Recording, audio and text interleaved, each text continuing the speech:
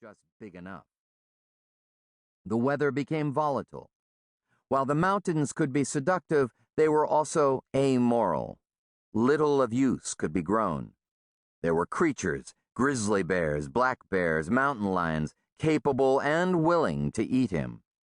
"Give me the Black Hills any old day," Marshall said as he drove, as the rounded dark humps appeared in his windshield to the west. "The Black Hills are plenty." Sylvia was short, compact, and solid. She wore a sweatshirt covered with balloons and clouds she'd appliqued herself. Her iron gray hair was molded into tight curls that looked spring-loaded. She had 8 grandchildren, with the 9th due any day now. She'd spent the day knitting baby booties and a little stocking cap. She didn't have strong opinions on the Black Hills versus the Rocky Mountains. But, "I don't like to be gawked at," she said, barely moving her mouth. "I hate to tell you this, but it's not you they're looking at," Marshall said, sipping coffee. "They're admiring the unit." Marshall's belly strained at the snap buttons of his Iowa Hawkeyes windbreaker. His face was round and his cheeks were always red. He'd worn the same steel-frame glasses so long they were back in style, as was his John Deere cap. He chinned toward the motorhome. "They probably want to come up here and take a look. Don't worry, though. We can have supper first." "That's charitable of you," Sylvia said, shaking her head. "Don't you ever get tired of giving tours?" "No. It's not just a motorhome, you know. It's where we live. But with you giving tours all the time, I feel like I've always got to keep it spotless." "Ah," he said, sliding a cutlet from the platter onto his plate. "You'd do that anyway." "Still," she said, "you never gave tours of the farmhouse." He shrugged. "Nobody ever wanted to look at it.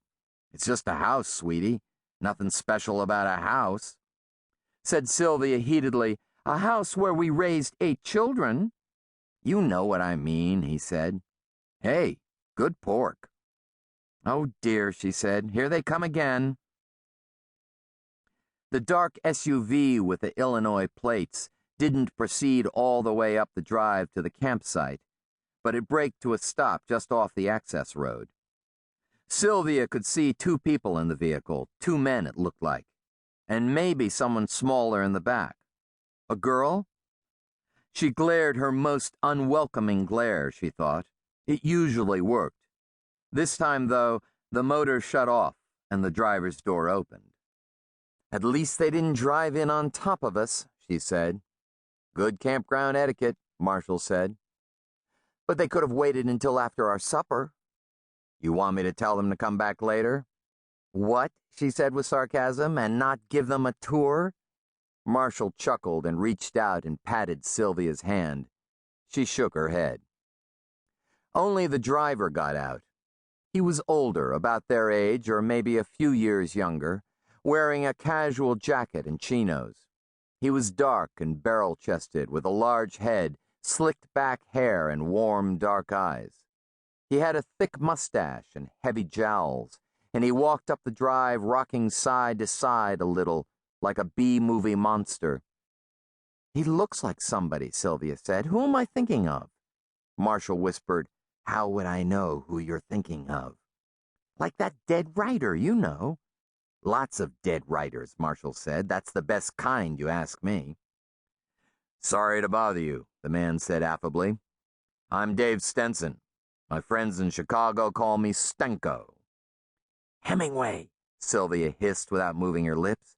"That's who I mean." "Sorry to bother you at dinner time. Would it be better if I came back?"